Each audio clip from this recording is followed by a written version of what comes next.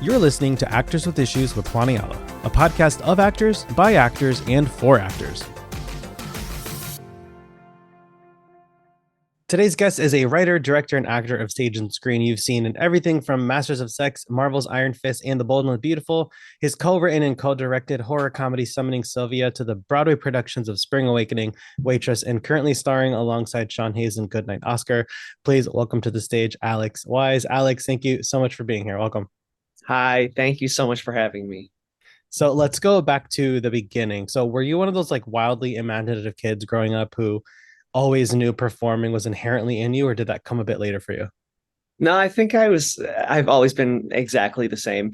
Um, and from the time I was like a little kid, I was, you know, climbing in cardboard boxes and making them into puppet theaters. And, I was always just so in love with anything that felt theatrical and anything that Mm. felt like a way to tell a story or a way to, and my parents tell me that I was humming before I was speaking. So they do a solid impression of me. It's Mm. really a sick burn. So anyway, yeah, I've always kind of been a kid who loved the arts, and I guess I still am. I'm just an elderly kid now. We're all just elderly kids. Yeah, it's true. And did you sort of along that journey throughout school, did you know you wanted to do it as a career on a professional level, or how did all of that come to be? Yeah, I knew. I think I was afraid to admit it because I think I felt a lot of very well-meaning but sensible voices around me saying things like, "Well, have your fallback plan," or "What do you really want to do?" Um, but I think I always knew that I needed to be involved somehow. There was a time though I thought, okay, well, I know performing is really hard. Maybe I can be a scenic designer or something because I was really into visual art too, and I was always drawing and painting, and so I thought maybe that was a way to incorporate all of my loves together, but I decided to do the easy thing and become a performer. Easy. Yeah, that was sarcasm. Yeah, I always knew, and so I applied to a bunch of theater schools and I ended up going to Boston University and I studied acting and theater arts, and yeah, yeah, here I am. And sort of along the way, we always have these sort of peaks and valleys, ups and downs. We're booking and we're on a high, and then there's like a lull for a while. Was there ever a point that you sort of thought like, okay, I gave it a try, it's time to stop, or did you know like you have to keep trudging on?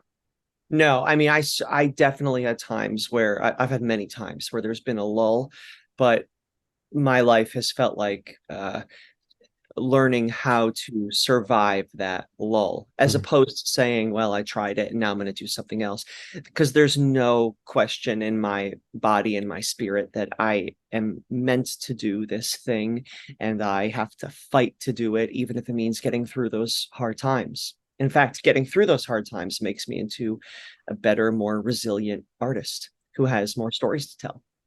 So yeah, I've never thought that I should stop. I've only thought, how do I survive this period of time in order to get to the next thing that I'm going to do? And given the name of our show being Actors with Issues, we always ask our guests sort of like if any hurdles or obstacles come to mind that you've overcome or maybe are still dealing with that you can shed some light on for our audience. Oh gosh, yes. I mean, What isn't right? there to talk about? I feel. It's funny. I was thinking, leading up to this interview, I was like, okay, I know he's going to ask me what are my issues, and so I've been thinking, and this morning, and I was just like, oh, I don't know. It just made me tired to try to think of my issues. But okay, let's see. I mean, I've always been somebody who's really struggled with self-esteem, with feeling like, well, I'm not good looking enough. I'm not one of these models who is an actor, I'm not one of these people who shines on a red carpet and that's not what I do. That's not the kind of actor that I am. And so I've thought, well, it's been hard for me to figure out ways to still let myself shine and express and not feel like when there's a camera I have to hide. I have to like hide parts of myself or like, oh, make sure they get that angle. That's the good angle. Um, I think I've really been in my head over the years about feeling like I'm really like not, you know, I don't want to sound too down on myself because listen, I'm fine, but but I think I've felt I've tried. I felt like the industry was telling me that I should be a certain kind of thing, and it's taking it's taking me and has taken me a long time to learn that I'm just supposed to be myself. Another version of that is that I have gotten all these cues over the years that, like, oh, I'm supposed to be straighter and I have to drop my voice and I have to, like, Yeah. kind of butch it up in order to get these roles. But the only thing that's ever done for me is hindered me and prevented me from finding the kind of work that I want to be doing. Um, like a specific example, I realize I'm still talking. You can interrupt me at any point. It's a podcast. I welcome the ramble and the tangent. It's Okay, I don't want a five great. minute show by all means. And I had to check in. I had to check in. Um, okay, when I was on The Bold and the Beautiful, I was on that show for a year and I had a pretty good part. And they were setting me up on that show as someone who was a potential love interest for a woman who I was in scenes with. And the story could have gone that way, but I was getting all these like very cruel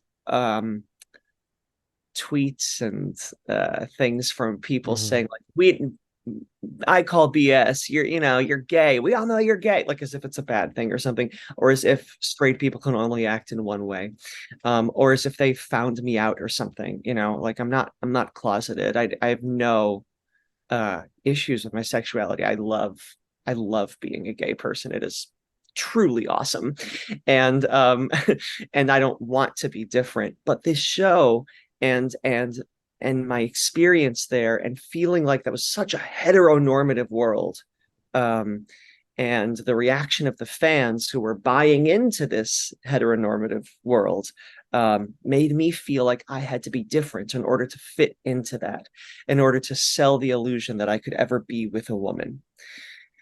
So I started making my voice lower and I started trying to, oh, well, don't move my head too much. Don't, and it just turned me into some kind of like robot or something. It was great. It was crazy. It was not, it just prevented me from delivering a good performance and Yeah. from delivering a lived in performance and also from being my authentic self, bringing my authenticity to this character. And then the character would feel authentic because I'd bring those parts of me to him. And it was just putting up walls between me and expressing. So I've been working really hard over the years to try to own who I am and be proud of who I am and not worry about the fact that maybe I'm too gay for this role, or you know what, there've been a lot of roles that I'm not gay enough to play. Right. Yeah. Always You know, happens. That's yeah, I terrible. mean, there's everybody has a different idea of what that means. And so the only thing that I can do is keep embracing who I am, keep reminding myself that I do deserve to be on camera, even though I'm not a runway model. And like I don't have like a six pack or something. Like who needs a six pack? Yeah, a Overrated. pack is fine. Um, so anyway, that's kind of my diatribe on self-esteem and trying to find ways to feel more confident about who I am and not listen to those voices who tell me that I am not enough. Because like I'm great and Mm. I need to believe that.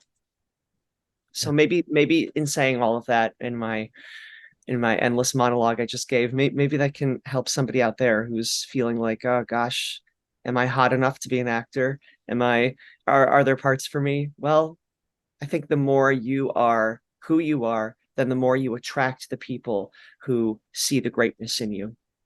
It's interesting when we sort of look at the broad scope of film and television and theater, there are those like very sort of conventionally attractive people in the leading roles.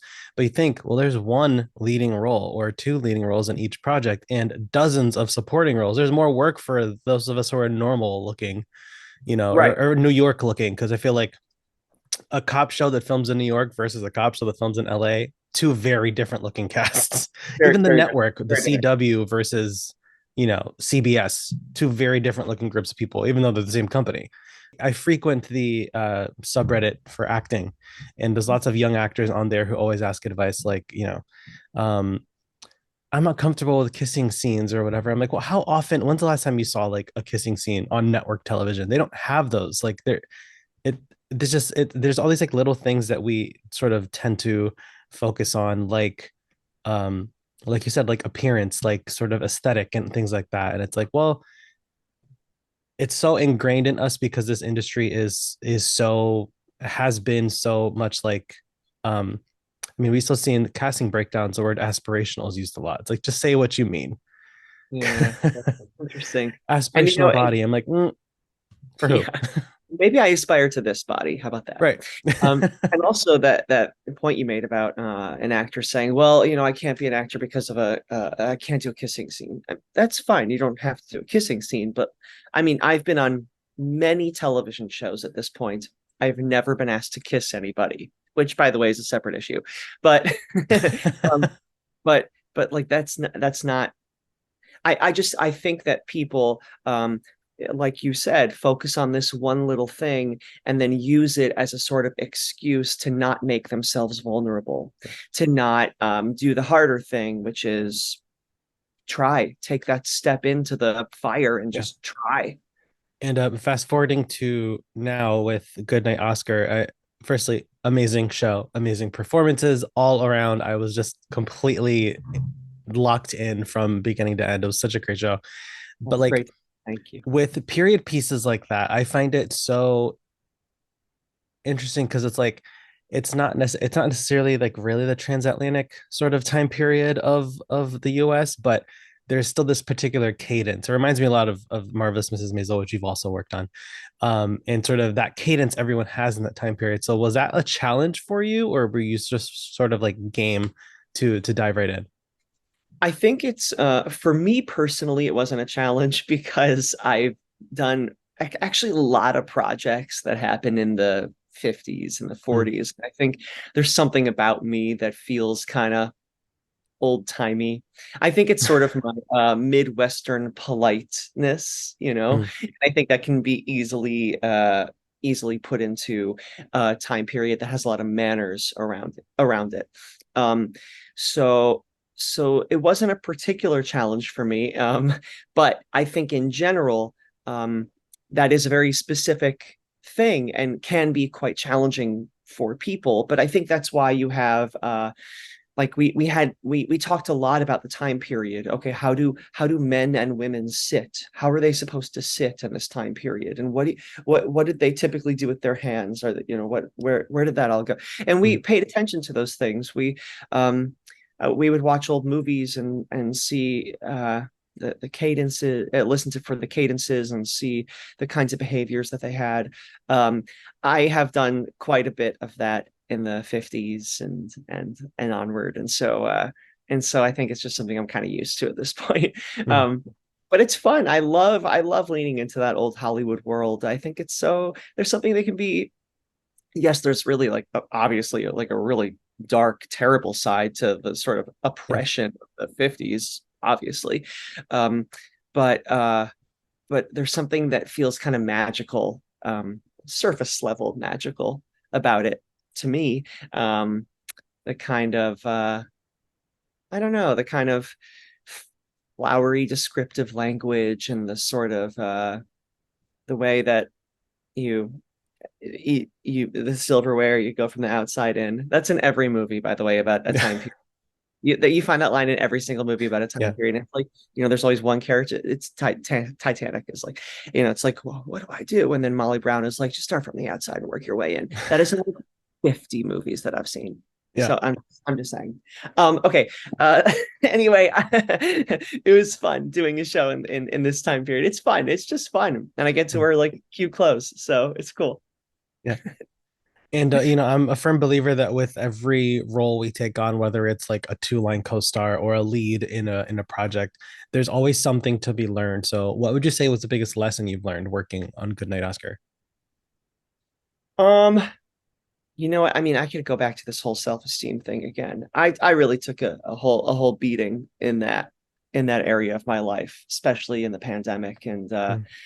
and in the past couple of years. And I was about a year ago, I was in a very low place, and and this show has come along in a way that has inspired me to believe in myself again and to act alongside people I really love and respect. And I've just learned a lot from being in a state of focus and play with these people who are masters of it.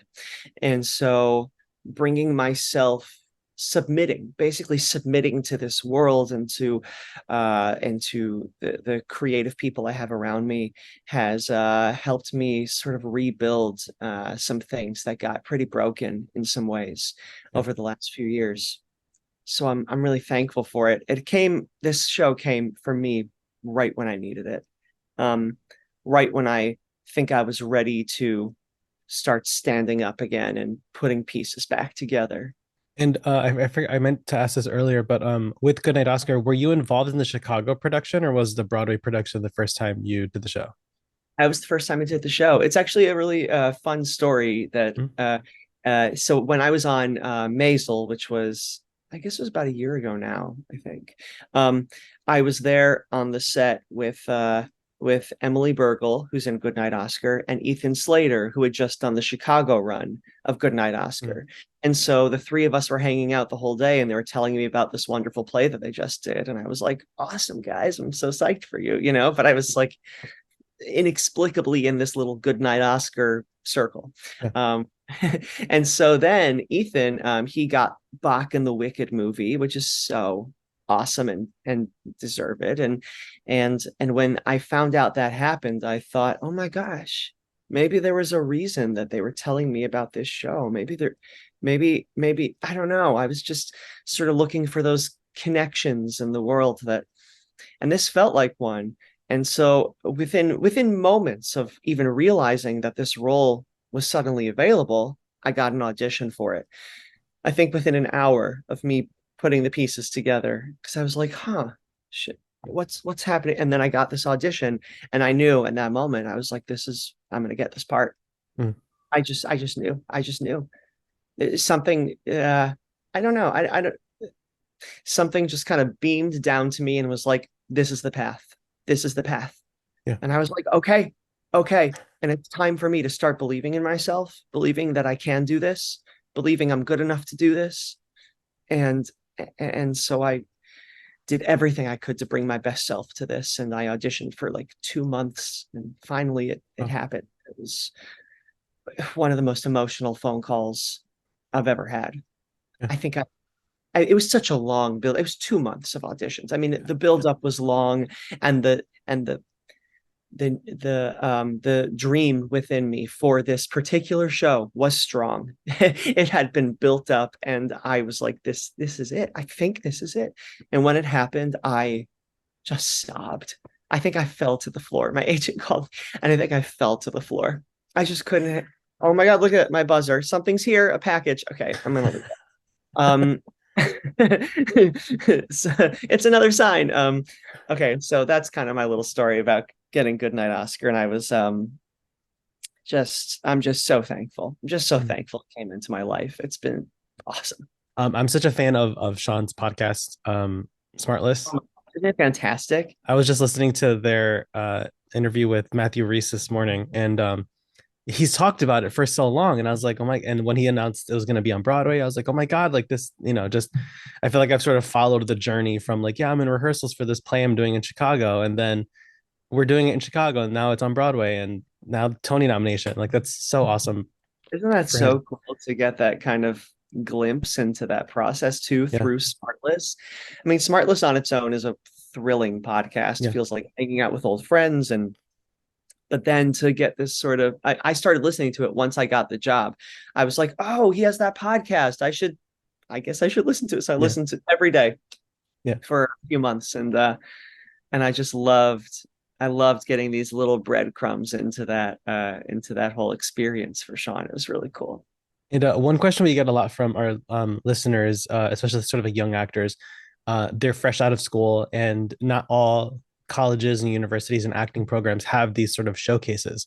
So they sort of finish school, and they're just sent out into the world, and they don't really know how to get the ball rolling besides going to, like, cattle calls very early in the morning and things like that.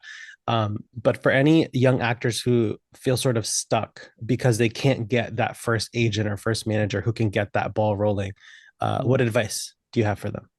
I think what the best thing that I've ever done for myself is create my own work.